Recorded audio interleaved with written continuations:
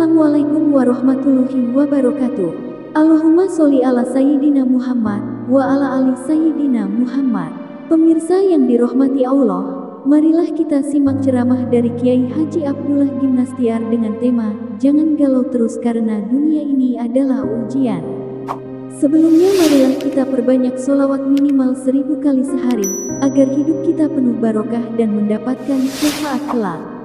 Jangan lupa berikan dukungan kepada channel kami dengan memberikan super thanks seikhlasnya. Marilah kita doakan semoga Agim sekeluarga dan para penonton YouTube ini diberikan kesehatan dan diberikan kebahagiaan dunia dan akhirat. Amin ya robbal alamin. Assalamualaikum warahmatullahi wabarakatuh. Alhamdulillahirabbil alamin. Segala puja dan puji hanya milik Allah Subhanahu wa taala yang memberi umur kita masih hidup dan bisa melaksanakan saum dan ibadah tarawih malam ini. Ini nikmat dari Allah. Tidak semua orang diberi kesempatan bisa dapat hidayah Islam. Yang Islam juga belum tentu bisa ke masjid. Yang ke masjid juga belum tentu bisa tarawih. Alhamdulillah Allah memberikan hidayah dan taufik kita bisa ibadah. Allahumma salli ala Sayyidina Muhammad wa ala alihi wa ashabihi ajma'in. Ramadan adalah shortcut, jalan pintas menuju hidup bahagia, menuju hidup mulia dan selamat. Nama orang yang bahagia disebut ahli taqwa. Inna akramakum indallahi atqakum. Sesungguhnya orang yang paling mulia di antaramu adalah orang yang paling bertakwa. Orang takwa itu bahagia, pasti bahagia. Mengapa?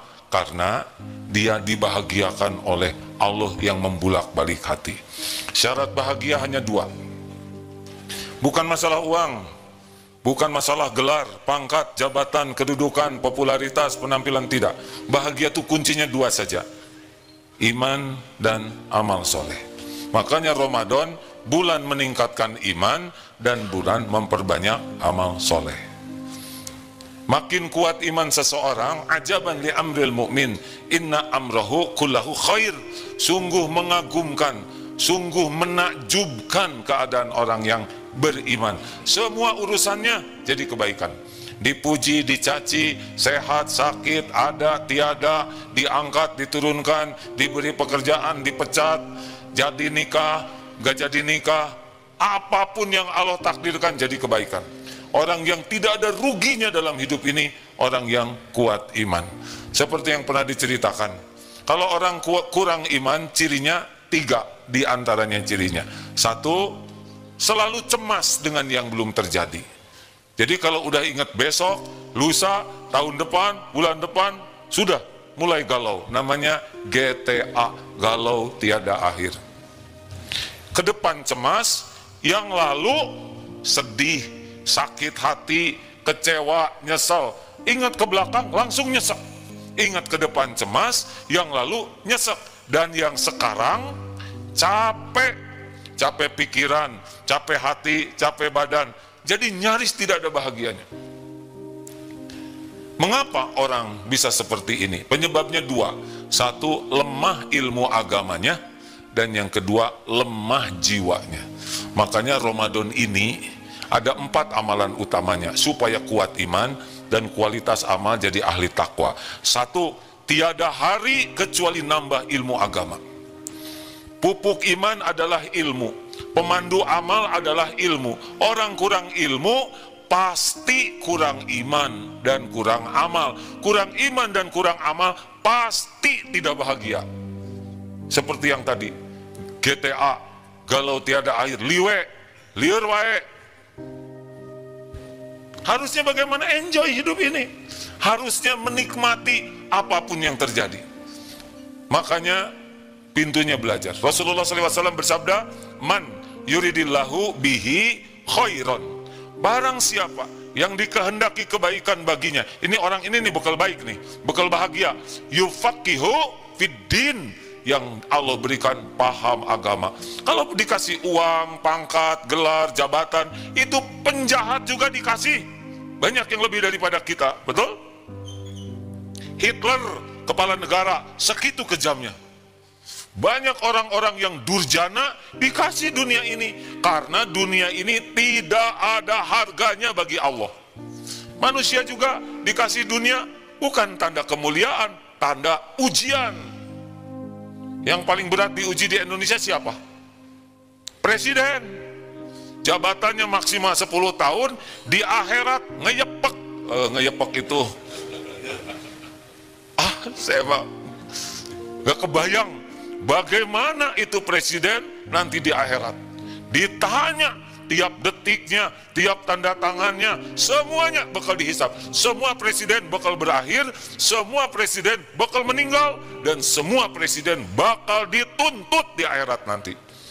Udah nggak usah pengen jadi presiden lah, karena siapa yang mau mencalonkannya kan? Saya juga jadi tegang hadirin. Ingat santri, kata guru saya, AA, di akhirat AA harus tanggung jawab setiap santri yang diamanahkan di sini. Jadi pesantren makin besar, makin banyak santri itu aslinya makin gawat bagi yang diberi amanah. Mikir, belajar Pak, gak ada apa-apanya, jago apa-apa, tapi gak bisa baca Quran. Emang nanti ke akhirat mau dibawa itu gelar ALM? Selesai.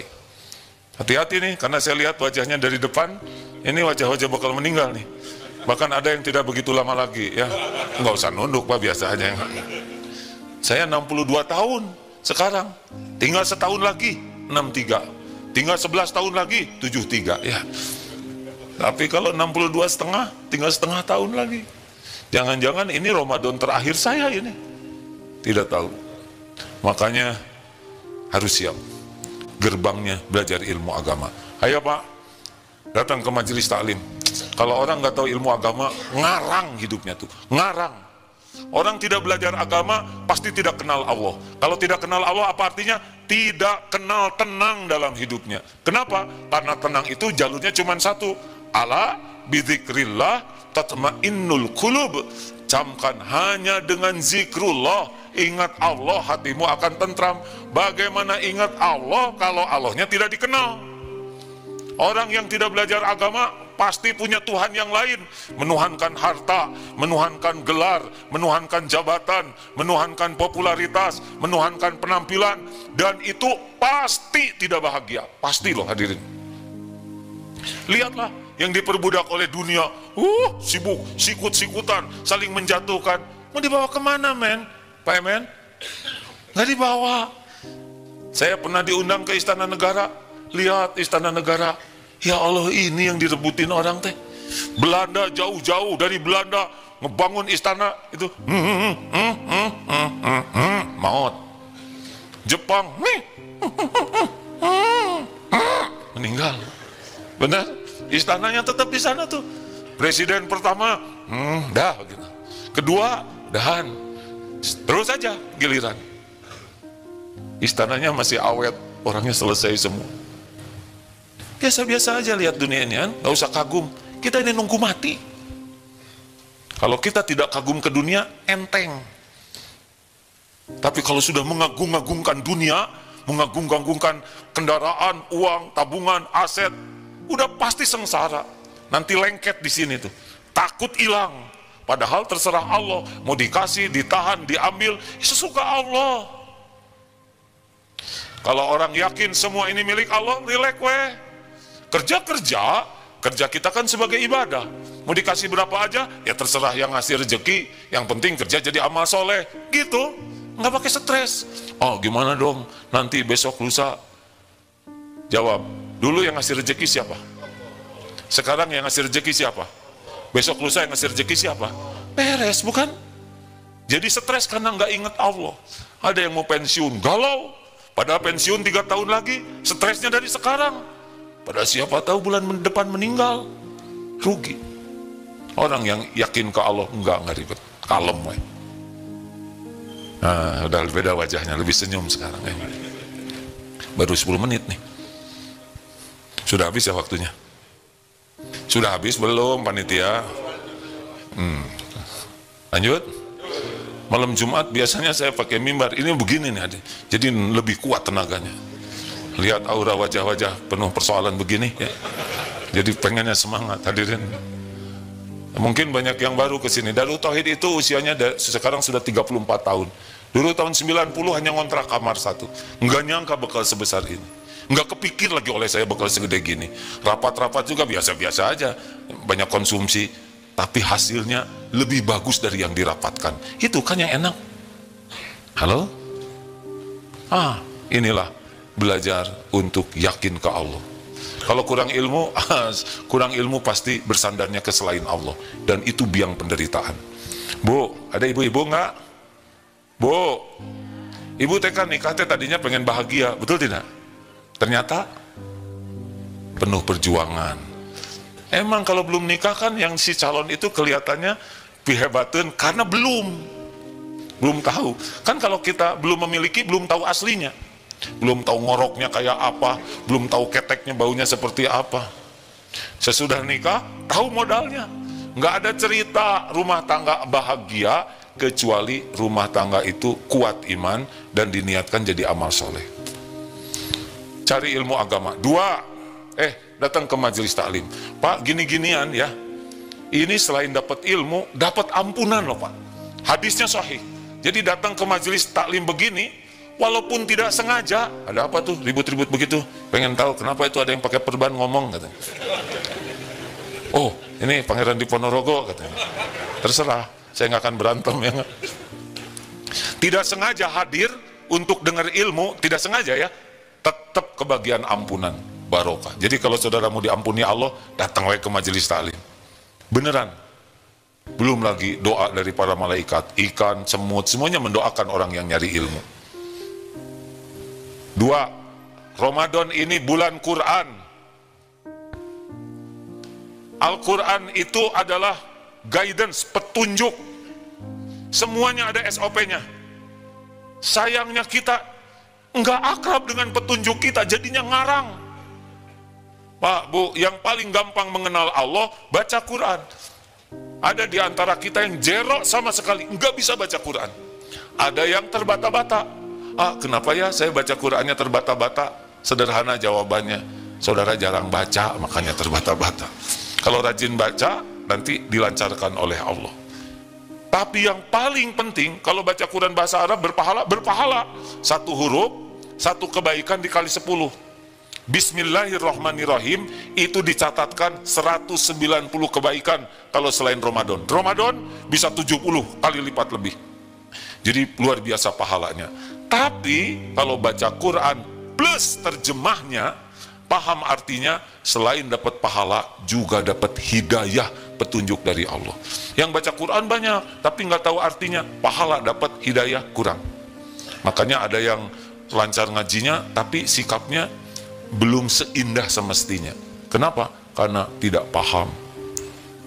Al-Quran diturunkan untuk jawab hadirin, saya tidak boleh jengkel. Salah, bukan dibaca Pak, diamalkan. Terserah Bapak mau apa aja, pokoknya kita tidak berdebat ya Pak ya. Saya kan udah janji nggak mau berdebat ya. Mungkin jamaah yang baru ikutan belum tahu ya ilmu tidak berdebat. Udah tahu belum? Ini nyimpang dikit kan, kakek-kakek 70 tahun, sehat, seger, fresh, awet muda. Kakek kok seger gini? Apa sih rahasianya? Rahasia saya sederhana. Apa kek? Saya tidak suka berdebat, tidak mau berargue. Oh gitu kek? Ya. Jadi kakek dengan tidak berdebat, tidak berbantah-bantah, kemudian kakek jadi sehat, jadi seger, jadi awet muda. Menurut saya sih nggak mungkin kek. Apa jawaban kakek? Saya setuju dengan pendapat saudara. Beres. Udah dibilangin nggak mau berdebat ya kan. Jadi terserah Bapak ya Pak. Bapak mau sekarang misalkan nih ngotot 10 ditambah 30 sama dengan 50. Kalau saudara bahagia silahkan ya. Walaupun saya tahu cuma 40, enggak. Mau ngapain maksa orang? Benar? Saya tadi ceramah sampai di mana nih Han? Hah? Ramadan, baca Quran dengan artinya. Tekankan Ramadan ini khatam terjemahnya juga. Acungkan tangan yang khatam terjemah, nggak usah ngacung. Karena bakal nggak ada yang ngacung juga ada. Al-Fatihah hafal? Jawab. Artinya? Ayat kursi hafal? Artinya? Harusnya baca ayat kursi, setan itu takut. Yang terjadi, kita tetap yang takut ya. Setan juga tahu kitanya nggak ngerti. Karena ada kejadian Palestina, banyak di dunia ini yang terkagum-kagum kepada kehebatan rakyat Palestina, tangguh, kuat walaupun dihancurkan. Dan mereka melihat sumbernya Quran. Akhirnya non-Islam itu pada baca terjemah Quran. Hasilnya mereka kenal ke Allah, sebagian syahadat, mereka ngerti bagaimana hidup ini berkah dari membaca terjemah Quran. Hadirin, bisa kan bahasa Latin? Takdir Allah sekarang Quran ada di setiap tangan orang Islam, tinggal dibaca. Niatkan khatam Quran dengan artinya. Kalaupun belum fasih bahasa Arabnya, artinya tetap kita baca. Rasakan enak hidup ini, gampang, nggak ribet, karena kita punya petunjuknya. Naik pakai Google Map aja, sekali setel kita nurut saja, 20 meter belok kanan, nurut. Kita tidak nurut, putar arah. Dia soleh pisan, nggak jengkelan ya kan? Coba kalau putar arah monyong, enggak ada. Itu mesin. Kita pelajari, kita dengar, sami'na wa ta'na, sampai itu mesin. Apalagi kepada Allah, walladzina jahadu fina lanahdiyannahum subulana, Al-Ankabut 69. Dan orang-orang yang bersungguh-sungguh mencari keridhaan Allah, Allah benar-benar menunjukkan jalan-jalan. Tiada hari tanpa Quran. Siap? Nggak jawab. Hadirin siap tidak nih? Percayalah. Ini saya sudah berapa menit? Sudah 20 menit nih. 20 Pak. Pokoknya Bapak bahagia, saya ikut bahagia ya. Kalau nyebut 50 juga nggak apa-apa ya. Pak, ini saya bicara nih. Ini manteng begini. Udah 22 menit. Maunya ditambah.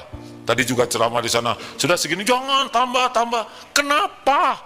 Ini orang biasa, ilmunya cetek, banyak dosa, ngomongnya juga seadanya, udah panteng kayak gini.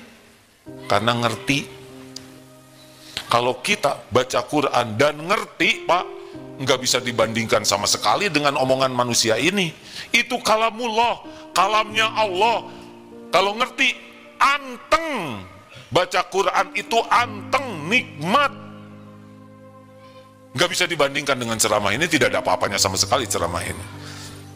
Kenapa kita pengen ayat-ayat pendek? Karena tidak ngerti, ya kan? Kenapa dikasih ayat panjang? Tongkadaru tauhid panjang, lila sholatna, teu ngerti. Nah kalau ngerti mah anteng, Pak. Gini tekniknya, Pak. Setel Quran dalam bahasa Arabnya, dibunyikan, baca terjemahnya. Itu juga menolong. Ini dapat pahala, mendengarkan Quran, mata ini juga dapat pahala. Seru, Pak. Lihat aja. Hanya memang nafsu dan setan tidak suka kita begitu. Kita mah yang semenitan juga Bismillahirrahmanirrahim, langsung di skip ya. Nggak kuat, Pak. Allahu la ilaha illa huwal hayyul qayyum, entos. Saking mahalnya ilmu Quran. 3, Ramadan adalah bulan sholat, minimal 40 rakaat, 17 fardu. Sama kan? Gak bisa ngaco, ini harus sama. Plus 12 rawatib. Qobla subuh, jangan tinggalkan. Ini dunia berikut isinya nih pahalanya. Qobla duhur, 4 rakaat atau 2 rakaat. Ba'da duhur, 2 rakaat. Ba'da maghrib tadi, ba'da isya, itu sudah 12 atau 10. Sahabat sesudah mendengar penjelasan Rasulullah keutamaan sholat rawatib, sampai meninggalnya tidak ada yang meninggalkan rawatib. 17 tambah 12, 29, tambah taraweh 11, 40 rakaat. Itu keren banget hadirin. 1 bulan tidak pernah kurang dari 40 rakaat, bahkan tambah tahiyatul masjid, tambah lagi sholat duha, tambah sholat untuk berhajat, tambah lagi sholat tobat. Makin banyak sholat, makin nikmat hidup ini. Urusan kita mah cetek hadirin. Hanya dengan sekali nyebut Allahu Akbar, Allah Maha Besar. Berarti selain Allah bukan kecil, nggak ada apa-apanya, nothing. Masa Allah Maha Besar, pas sholat yang diingat sendal, ayam, peda, teri. Persoalan apa? Hutang. Allahu Akbar, berapa utang saudara? Nggak usah mikirin utang lagi sholat, nanti sesudah mikir lagi ya. Ini untuk STI, suami takut istri, Allahu Akbar, les itu istri itu hilang, nanti muncul lagi sesudah sholat ya. Tapi sudah jinak hadirin, karena Allah yang membulak-balik hati. Asli hadirin, tiap gerakan sholat itu diawali takbir, artinya Allah Maha Besar, yang lain kecil, nggak ada apa-apanya, hanya Allah. Rasakan saja, wasta'inu bis-sabri was-shalah. Ayo, sing kuat sampai akhir ini. Bapak-bapak, jangan cuma berani awal aja ke sini ke masjid. Wajahnya ini wajah berat ini ya. Wajah banyak masalah. Masalah itu tidak akan selesai dengan kepintaran kita, tidak sama sekali. Masalah itu menjadi mudah kalau Allah memudahkan, dan pintunya sholat. Minta tolonglah ke Allah dengan memperbanyak sujud, artinya memperbanyak sholat. Cup ya, cup itu artinya janjian 40 rakaat minimal sehari. Tapi terserah, saya nggak akan berdebat ya. Yang mau menderita merasain aja sendiri. Asli teman-teman sekalian, sholat fardunya TBM, tepat waktu, berjamaah di masjid. Sholat isya nih, yang tadi, kalau di selain Ramadan, pahalanya separuh malam dianggap sholat terus-menerus. Ramadan dianggap sholat wajib terus-terusan, kan yang sunnah dianggap wajib, yang wajib 70 kali lipat. Sholat subuh berjamaah sepanjang malam dianggap sholat terus-menerus. Kurang gimana kerennya? Kita nggak akan kuat sholat sepanjang malam, betul tidak? Tapi ke masjid berjamaah sepanjang malam, Masya Allah. Makin jauh dari masjid, selangkah rontok dosa, langkah yang lain naik derajat. Tapi saya naik motor A, adalah hitungannya lah ya. Saudara nggak usah mempersulit saya ya, udah biasa-biasa aja ya. Gimana A? Kalau jauh berangkat, jogging 10 km, 10K, sepeda 25 km, 50 km kuat, ngantor belasan kilometer, keluar negeri ribuan kilometer, ke masjid 20 meter enggak kuat. Di mana kejantananmu? Maksudnya kok enggak jantan gitu lah. Lelaki yang tidak mau sholat di masjid namanya lelaki solehah, bukan lelaki malas. Emang lelaki solehah, pakai mau kena aja di rumah sana. Masjid, tetangga, ini Allah takdirkan ada masjid di sini, Allah yang nakdirkan. Kalau sampai dekat ke masjid, nggak ke masjid, lihat aja hidupnya, susah bahagianya. Masjid ini charger, ini rumah Allah, ini bukan milik Darut Tauhid ini Allah yang bangun, sudah tertulis di Lauh Mahfudz. Kami ini mah cuma nebeng aja di sini. Bapak Ibu datang ke masjid, beneran, tambah ilmu, tambah masjid, tambah barokah. Hidup ini nggak akan bisa tenang tanpa ditolong oleh Allah. Enggak. Mau sepanjang apapun gelar, enggak ada apa-apanya. Lihat yang ditangkap itu, ya kan? Nggak kurang tuh, profesor juga ditangkap. Benar? Sudah. Riuh. Terakhir, saya dibatasi waktu ini. Yang ngebatasinya saya sendiri hadirin. Yang kelima, berarti nggak ada yang ngitung nih dari tadi. Ini terkesima nih, saya juga sampai lupa. Berapa Bapak maunya Pak? Maaf nih Bapak, ini istiqomah. Bapak ngaji ke sini dari mana Pak? Bapak dari mana? Dari tahun 17 kan? Ya, dari Purwakarta terus ke sini tiap pengajian malam Jumat. Bayangkan, dari Purwakarta ke sini, tetangga nggak ke sini. Gimana di akhiratnya? Kenapa sih jarang ke masjid? Kalau saya sih nunggu digotong gitu katanya. Maunya di depan imam melulu. Di depan imam cuma boleh sekali. Tahu nggak siapa yang sholat di depan imam? Bukan sholat, mayit ada. Terakhir, Ramadan bulan sedekah. Kawan-kawan sekalian, nggak usah kebanyakan mikir kalau sedekah. Jebet aja. Paling nyesel. Kenapa nggak dari dulu saya senang begini? Ingat cerita yang di YouTube itu? Lagi ngaji begini nih, kotak infak lewat, dia ngeluarin uang 2 lembar, 100.000 dan 1.000. Lalu dia mikir, kelamaan, mana nih? Akhirnya dia putuskan, 100.000 dilipat dan dimasukkan ke saku, 1.000 dimasukkan ke kotak infak. Baru juga masuk, tiba-tiba kakek-kakek dari belakang nepuk. Apa kek? Ngasih uang 100.000. Luar biasa sih kakek, nggak kelihatan kaya, nggak kelihatan keren, sedekahnya 100.000. Hebat kek, masukin ke kotak infak. Baru juga masuk, ditepuk lagi oleh si kakek. Apa kek? Itu jatuh dari saku. Rasain. Oh, gembira sekali lihat orang menderita. Itu teh dengki namanya. Kalau Allah mau ngambil Pak, sekejap diambil.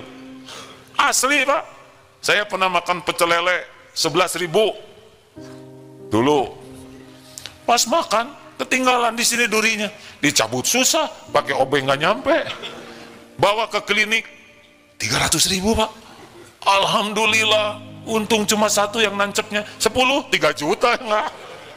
Kalau Allah mau ngambil, tinggal ditancepin itu duri lele. Itu pecel lele termahal, 311.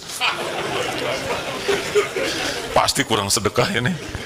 Ayo, rekan-rekan sekalian, saya senang di sini tidak ada yang merokok. Bagus. Sebungkus berapa? Pura-pura nggak tahu. Hah? Berapa? 25, 30? Tergantung merek. Yang gampang aja, 30 kali 2 bungkus berapa? 60 kali sebulan 1.800.000 kali setahun 19 juta sekian. Buletin aja 20 lah, dengan baju robek itu ya, kebolong kena rokok. 20 juta setahun. Jumatan 2.000, 5.000 lah ya, rada nggak modal. 5.000 kali sebulan 20.000 kali setahun berapa sih? 240.000. Ngerokok 20 juta. Udah jelas gimana nasibnya, betul tidak? Dibakar 20 juta, ke Allah sedekah 20.000. Dan maaf ya, kalau saya lihat yang ngerokok tuh gak jelas banget hidupnya tuh. Sedot tiup, sedot tiup. Wah gawe hadir, kunyah dong ya kan. Ini serius nih hadir, saya tuh ngenaonan si eta. Sedot ngeracunin diri, tiup ngeracunin orang lain. Para pemilik pabrik rokok, gak ada yang ngerokok, gak ada. Kan pernah ada tuh wawancara di media sosial, bos merokok tidak? Tidak. Kalau ditanya lebih dalam, cuma nggak ada di sana. Loh, kenapa bos tidak merokok? Ya, baca sendiri di bungkus rokok. Merokok menyebabkan kanker, serangan jantung, impoten, gangguan kehamilan dan janin. Mau apa? Kami jadi orang kaya kalau penyakitan seperti itu. Tapi kenapa bos masih tetap bikin rokok? Pakai dong otaknya.